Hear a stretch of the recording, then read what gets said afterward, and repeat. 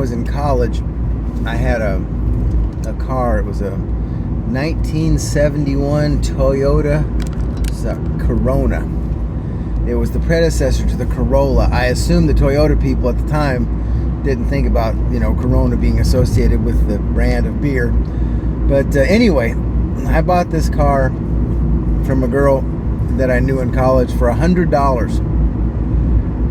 It was a 4-door. It was this really ugly sort of baby poop green, and it was so rusty that if you slammed the door too hard, parts of the car would fall off in the road.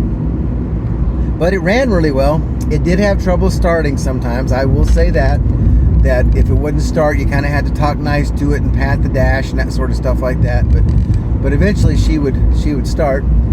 It's also the only car I've ever owned that I named, and I named that car Clovis. And I probably have several Clovis stories I could tell, but I'm just going to tell this one for now.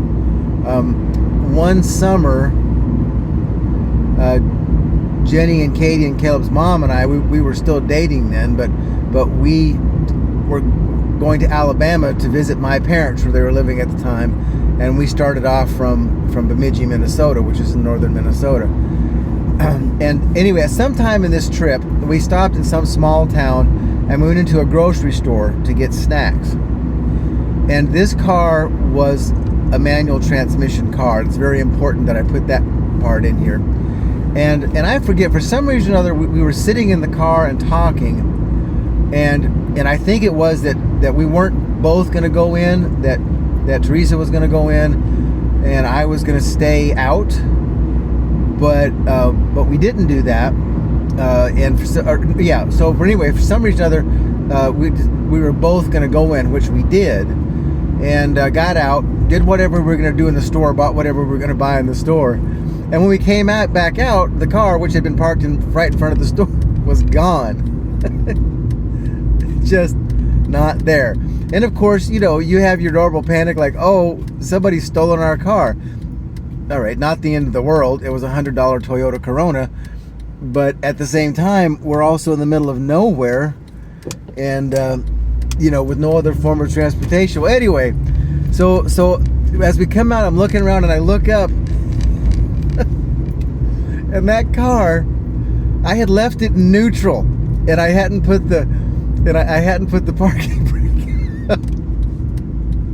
And it had rolled all the way across the parking lot backwards. It had rolled all the way across the parking lot of this grocery store, then across a 4-lane, like city road. You know what I mean, with the yellow line, but then the two lanes going both way, going each way.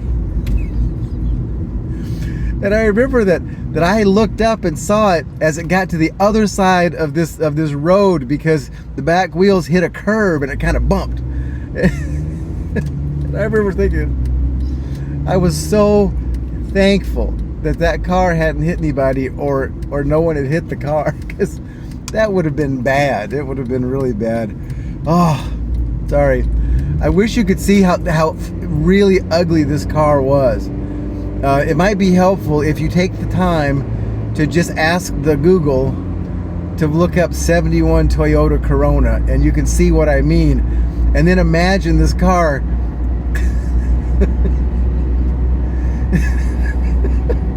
in a slow motion chase backwards across a grocery store parking lot, and then across a 4-lane road in some little town. I don't even know where. It's probably Southern Illinois or something, but anyway, okay, love you. Thanks for watching.